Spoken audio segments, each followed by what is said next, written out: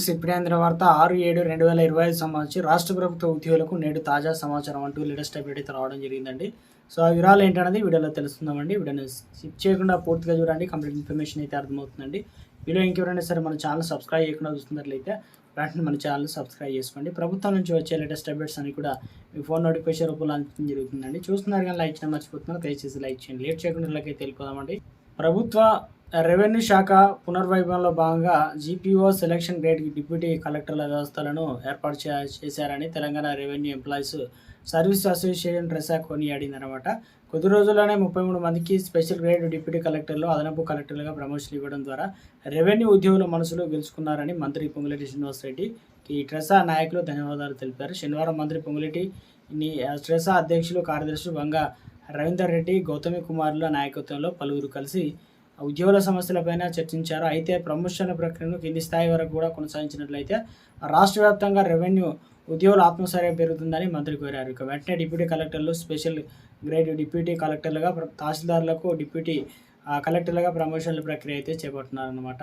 ఇటీవల ప్రమోషన్ల వల్ల ఏర్పడిన 33 ఖాళీలను 16 క్లియర్ వేకెన్సీస్ 2 ఏళ్లుగా రిటైర్ అయిన డిసెంబర్లోపు ఇక రిటైర్ అవుతున్న 35 మంది స్పెషల్ గ్రేడ్ డిప్యూటీ కలెక్టర్ల ఖాళీలను వివిధ డిపార్ట్మెంట్ నుంచి వచ్చిన దాదాపు 40 పైగా కాన్సెంట్స్ ఏదైతే రిక్వైర్మెంట్ను పరిగణలోకి తీసుకోవాలని కోరారు. అలాగే ఖాళీగా ఉన్నటువంటి 28 జిల్లాల రెవెన్యూ అధికారులు పోస్టును భర్తీ చేయాలన్నారు.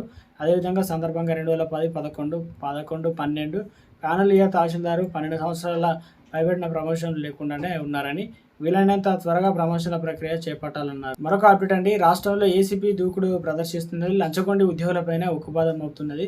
ముమ్మరంగా దాడులు చేస్తూ కోట్లాది రూపాయలను జప్తు చేయడమే కాకుండా లంచావతారాల కటకటల వెనక్కి పంపుతుంది. ఇక ఈ ఏడాది 6 నెలల్లో ఏసీబీ దాడులు డేటా చూస్తే ఇది స్పష్టమవుతుందన్నమాట. ఇక ఏడాది ప్రారంభం నుంచే ఏసీబీ అధికారులు దాడులు ముమ్మరం చేసింది. 6 నెలల్లో 126 కేసులు నమోదు చేసి 125 మంది ప్రభుత్వ ఉద్యోగులను అరెస్ట్ చేసింది. అందులో పోలీస్ శాఖకు చెందినటువంటి వారే 15 మంది అయితే ఉన్నారు.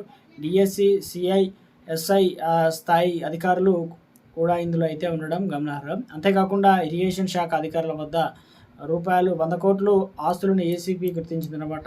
6 నెలల్లో 125 మంది అరెస్టు.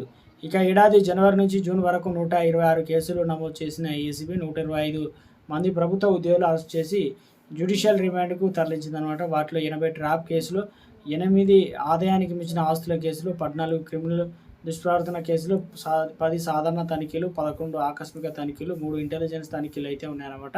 ట్రాప్ కేసులో 24.57 లక్షల మంది స్వాధీనం చేసుకున్నారు. గ్రామాల్లో రెవెన్యూ వ్యవస్థను బలోపేతం చేయాలన్న లక్ష్యంతో ప్రతి రెవెన్యూ గ్రామానికి ఒక గ్రామ పరిపాలన అధికారిని నియమిస్తున్నామని మంత్రి పొంగులేటి శ్రీనివాసరెడ్డి తెలిపారు.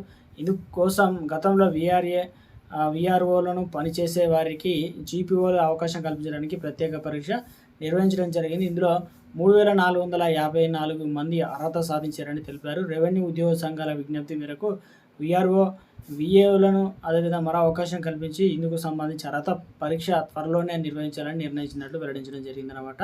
సోమవారం నాడు డాక్టర్ బిఆర్ అంబేద్కర్ సచివాలయంలో రెవెన్యూ కార్యదర్శి డిఎస్ లోకేష్ కుమార్తో కలిసి రెవెన్యూ సంఘాల సమావేశమై ప్రతి రెవెన్యూ గ్రామానికి రెవెన్యూ అధికారి నియమించడంపైన సుదీర్ఘంగా చర్చించారు. మరొక అప్డేట్ వచ్చిందండి. భూములు, ఇల్లు, ప్రాపర్టీ కొనే మహిళలకు తెలంగాణ సర్కార్ గుడ్ న్యూస్ చెప్పింది. త్వరలోనే రాష్ట్రంలో కొత్త స్టాంప్ సవరణ బిల్లు 2025 అమలు చేస్తామని ముఖ్యమంత్రి రేవంత్ రెడ్డి తెలిపారు. సామాన్య మధ్యతరగతి ప్రజలపై ఎలాంటి భారం పడకుండా ప్రస్తుత మార్కెట్ విలువకు అనుగుణంగా భూముల ధరను సవరించాలని నిర్ణయించుకున్నారు.